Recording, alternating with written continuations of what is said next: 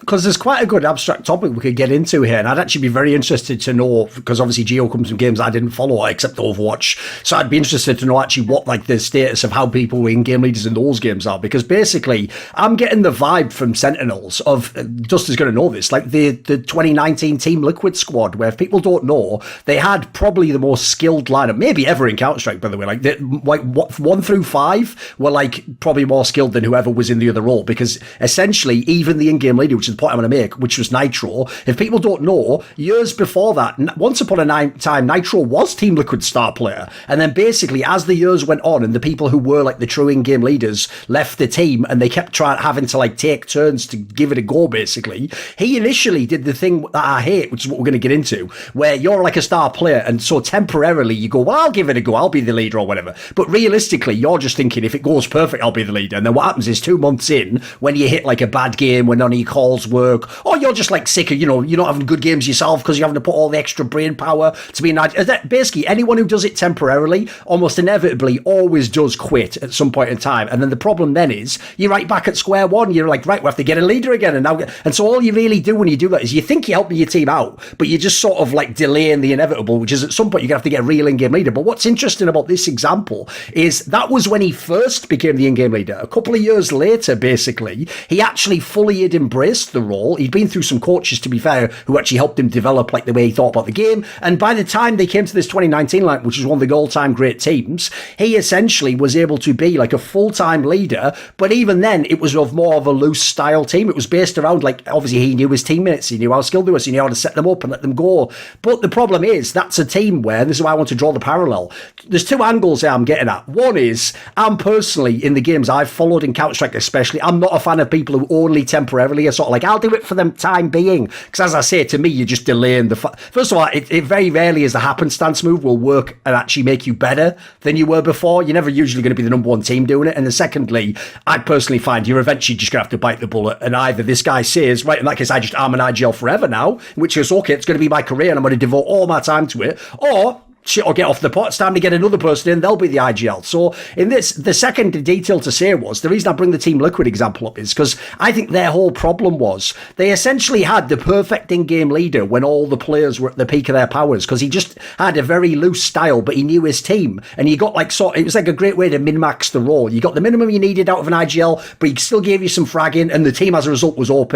But the problem was, the moment players dropped off, that team structure just collapses immediately. You have nothing then, because you don't have the structure, you don't have little trick play. Essentially, you're just relying on people that you've sort of given agency, you've given them power to do what they want to do as stars, and if they can't be the best players in the game, you just drop the rankings, you just drop down. And the worst part about that team setup, I'll say as a final detail, is because you've essentially made the team like we're all just mega skilled, you can never cut people in those teams. There's never the obvious guy that everyone scapegoats where it's like, right, well, as soon as the results get bad, we'll kick this guy. Like, if you're all people who've been star players, you all just look around going, well, I mean, he's pretty good, and it means that you just wait like 3 months extra than you need to, and that can cost you, like a key qualification, a run of form, etc. So I want to get your thoughts, both of you, on this angle here. Like, what do you think of this? Because this feels like, with the example here, like, is Shazam really going to be, in 2 years, will he be an in-game leader, and will he have like adapted to this, and maybe he becomes amazing at it, he puts all his effort in, or will it just be that they get a coach in, the coach tells him in a few months, let's just, as Dust said, let's just bring you back to a different role, let's bring in a guy to be the in-game leader. Maybe that's what fixes Sentinels. Who wants to comment on this? Yeah, I'll go first, because I think this does kind of lean into a way that I've spoken about Sentinels publicly before, which is that I don't think any of these players as individuals are washed in terms of their skill, and I think that makes it very hard to want to change the roster or anything like that, because yes.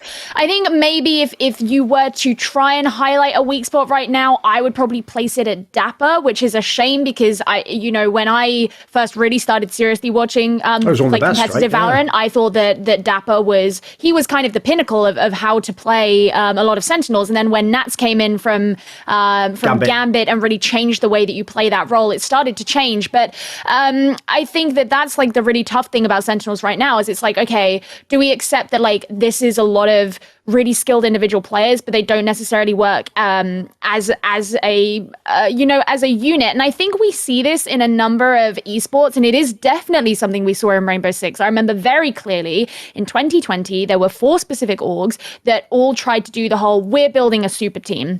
Right. And on paper, the players involved in those teams were really great players. It was like, yeah, of course these are going to be super teams, and they just don't work. Like as soon as an org says we're building a super team, your org is like, your team is doomed. It never happens. It never works that way, because you can't always rely on the fact that like you have all of these individuals and that it's going to make something really great. And I do think, to like link that to what you were saying about, do IGLs have to commit for the long term? The answer to that really is yes, because they have to be the adhesive that is or like the WD-40 that like is running between all of the different components of the team and making it flow. Like, you can have like 5 really great components, but if they don't flow together well, then it's not going to work that great. And I think that because the IGLing is the literal direction of how the team is to play, that has to be something that is A, consistent, and B, like grown and constantly worked on to grow synergy and understanding.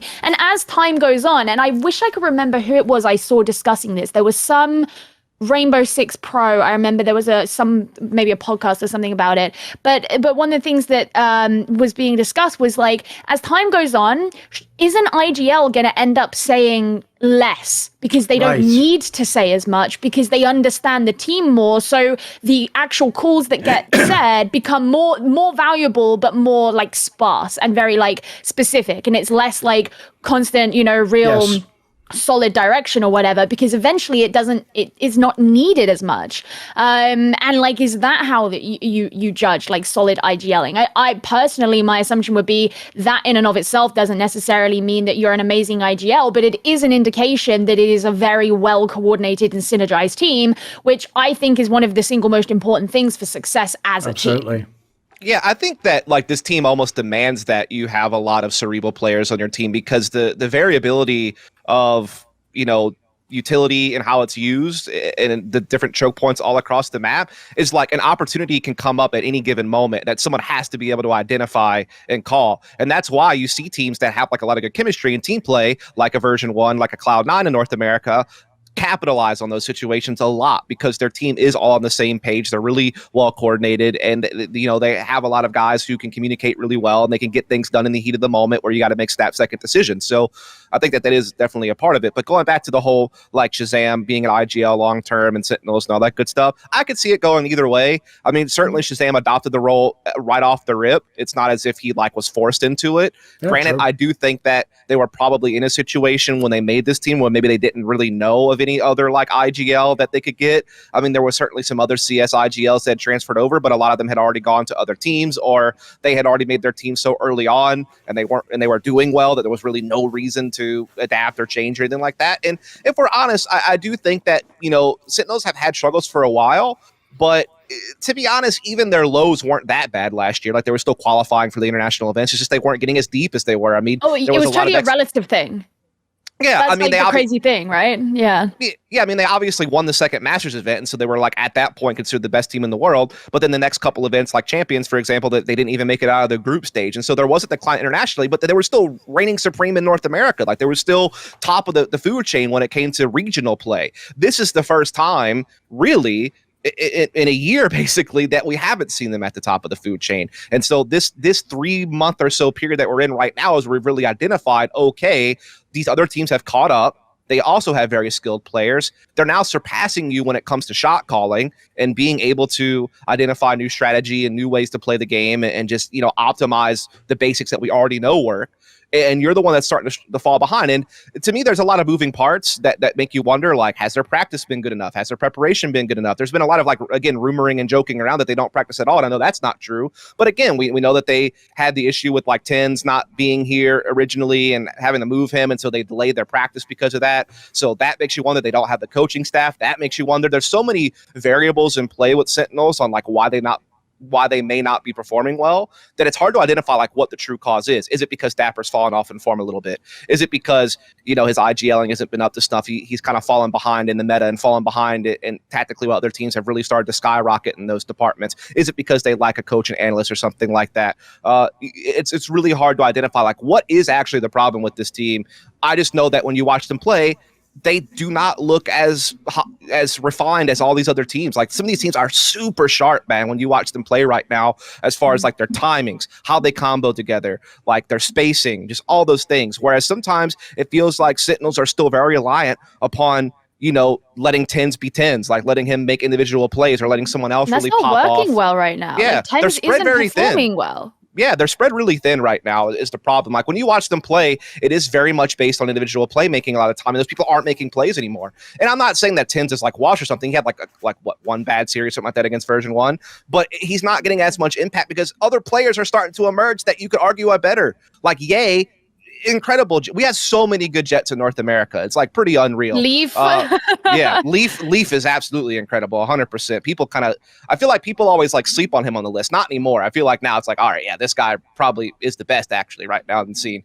So yeah, I don't know what the solution is, to be honest with you. Like I'd be curious to see what happens once they add a coach and see if that can change the dynamic of the team a little bit, give them a little bit more. And then I think you have to go from there at that point. But I could really go either way. I think there is still a chance for Shazam to adapt and like figure things out with the help of a coach or something like that. But there's also a situation where like maybe you do think, okay, like maybe we need something else leadership wise that we're not getting right now. But I just don't know like how you would make room for that person, you know, because you know, Shazam seems adaptable. He already did give up a lot to, you know, secure 10s and make sure that 10s could get what he wanted. But yeah, I just don't know the answer to that one, unfortunately. I don't think there is an easy answer. Another thing I'm concerned about, I have to say as well, is anytime you have a big name team, this is something we used to have also in CSGO, which is some of the teams that were successful either without coaches or like, you know, the coach is like a mate of one of the players and he's in the team briefly, right? Those teams also sometimes use the fact that because they can succeed without the coach, that's like a way to buy yourself 3 months extra if you ever underperform as a team, because you go to the org and you go, oh, we obviously need a coach now, so let's start the search. And by the way, while you're starting the search, no one gets kicked from the team, do you? It sort of gives you a bit of like breathing room. Then you get the coach, so that gives you another month, because it's like, well, we're bedding in the new coach, you know, we're figuring out. And like the joke is, like the team might just have kept playing the same exact in the game style, but you just get a few extra months where superstar teams, especially as I say, the problem with superstar teams is, like I said, it's like they all look to one side and go, well, we're all supposed to be the predators, so obviously we're not kicking any of us out, right? You're staying in the team, you're staying in the, also I might be bad next month, so I don't want you kicking me out. And in the short term, by the way, it's not even a bad strategy. Like, as you say, Dust, I'm sure at the beginning of the game, if anything, people were probably just taking people who had like a rep for being a tactical genius from CSGO and claiming they were doing that in Valorant. Whereas I have to say, in the early games I watched, where I tried watching some of the famous people from CS, like, I couldn't see any strats. I was like, what is this? It's like people just making great solo players. I get that, but like, what amazing tack are they talking about? Like, wasn't that just a coincidence this guy came on this timing? So in the short term, by the way, a great tactic in every game is obviously stack skill at the beginning of the game before people get like this meta down and the protocols of how you do the tactics and stuff. And so in every game, like even in Overwatch before Owl, there was a lot of really great Western teams that would just banger players, like, oh, the great Widowmaker with the great fucking Pharah with the sick, perfect example. Yeah. And they're a great example of where when you could just play off skill, they were fucking amazing. When you had to adapt to a new meta, their team just fell apart piece by piece by piece. It's even, by the way, not even a bad analogy, Gio. There's another team that slowly changed coaches, changed stars, and it's like they just did a ship of Theseus until at the end it was just a totally different team, and you were like, what were we even going for here? Like, now we just wasted a year almost. So that's why I always worry about those teams, because as you said, relative to all the other teams, they've never really been bad. They've never been like a slump where they're like, wow, caught the whole team. But if anything, I go the other way on that. When you have players like they do, you're supposed to be at the top. You're supposed to be winning. You can't be like, but I was fifth. That's cool. It's like, that ain't cool when you got the lineup they have. You're supposed to be number one, right? Not if when you have two slots. This format is cutthroat right now. Sentinels aren't making it to Masters. No, probably it's not happening. No, absolutely I not. doubt it, Like, there's no way. You think this is it current form? Is it the meta swap? What do you think this is going to kill the chances? Are the other teams just better right now? Yeah, I mean, wait, where's the freaking bracket? So the bracket, if people don't know, the format, they play against the Guard, who obviously is the team we're going to talk about, which we can get into that in a second. Version 1 plays Luminosity. It's the same side of the bracket. This is the upper bracket, remember? And then the other side is Optic Xset and Cloud9 Knights. So you've been hyping the Guard. Did the Guard just beat them outright in this first match? So again, obviously, like, we have questions about how the Guard are going to adapt to this meta, but I would say, just given how things have been over the course of stage 1, my prediction would be that the Guard would win that game. But even if they didn't, Sentinels would get absolutely destroyed by V1. Because there's no way LG are beating V1, so we don't even need to discuss that. But, like, Sentinels would get, like, kicked out of the server by V1. I'm pretty sure V1 are making it to Grand Finals. And then what would even the lower bracket be? If they lost to the Guard, they'd be playing Luminosity. Okay, yeah, they could win that. It depends if they do a bracket flip. I think maybe the next round's the bracket flip, isn't it? Right, yeah. Isn't it usually the first round? Like, I think they'd have to play Luminosity in, like, the lower round 2, if you know what I mean. I think in round 1 they'd play, like, Knights or etc. Okay. I usually flip the first round, I think, right? Either way, I mean, I think that XSET could definitely give, like, Sentinels a run for their money if they were, like, playing against them. And those are, like, going back to what you just said a little bit earlier, where you were like, Sentinels could be 5th. I think XSET are probably the other team where you're like, they could be in 5th place. Right, so it's very close between those two. So that could go one way or the other, I suppose. With Knights, I think Sentinels would probably beat Knights. I think Knights have shown a lot of improvement over the course of this stage, but I don't think, like, enough to necessarily warrant them getting super far in this bracket. So I just think when it gets to the point where it's like, if Sentinels, let's say that they get through those first couple rounds, like, fine. As soon as they have to come up against a team like Optic, like V1, like Cloud9, like, they're boned. They're absolutely fucking boned. Like, those teams are just way above them. I think it's going to be Cloud9 version 1 who are making it to Grand Finals. And I don't really see many ways that could go wrong. So yeah, I don't think Sentinels are going to be playing on that. Want to see more cool, funny, interesting clips based on topics from my content? Well, subscribe to this channel then, or, be a pleb and don't.